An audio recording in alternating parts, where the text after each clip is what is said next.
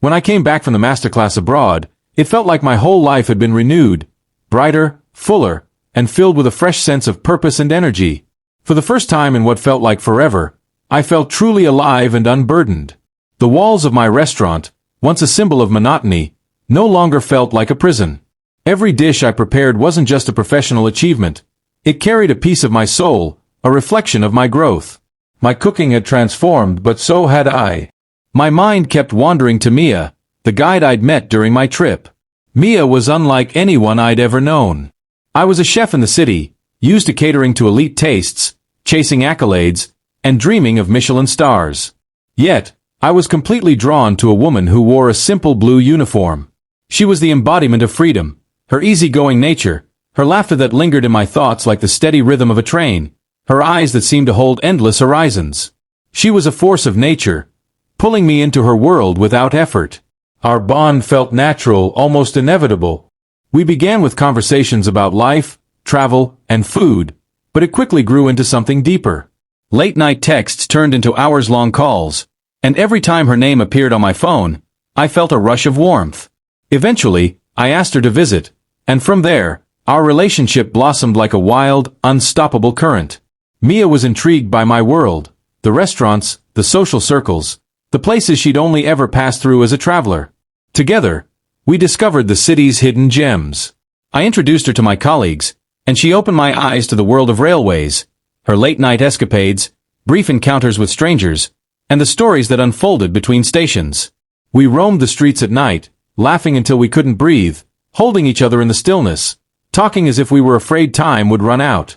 We married quickly, and it felt like this happiness would last forever. But then, everything shattered.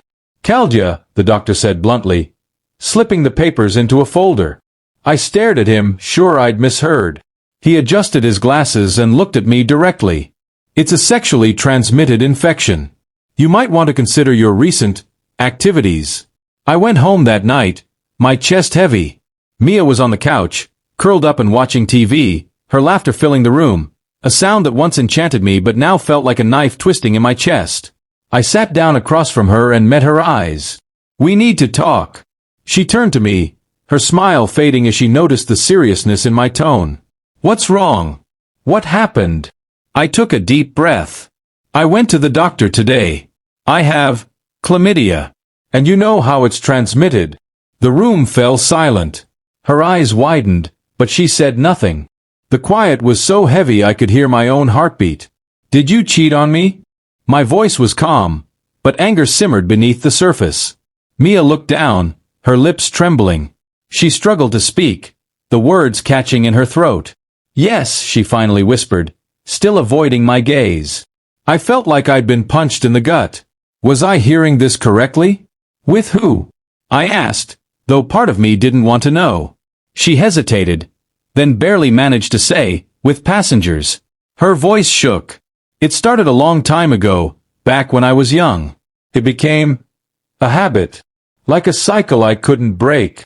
Everything I thought I knew, my marriage, my love, my life, crumbled in that moment." I stood up abruptly and walked to the window, trying to steady my breathing. My heart raced, and my mind spun. "Get out," I said coldly, not turning to face her. "Pack your things and leave. I don't want to see you again." She stood silently and began gathering her belongings. I didn't look back. I couldn't bear to watch her go, taking my past with her. A few minutes later, the door slammed shut. That was it. The divorce was swift, just like our marriage had been.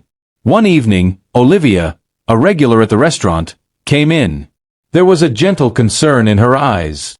"Hey, how are you holding up?" she asked with a kind smile. "I'm okay," I replied, setting down an empty plate. "You look exhausted," she said softly. "Want to grab a drink after your shift?" I looked at her and realized this was my chance for a fresh start. A new chapter, a new life. I wiped my hands, smiled, and nodded. "You know what? That sounds perfect."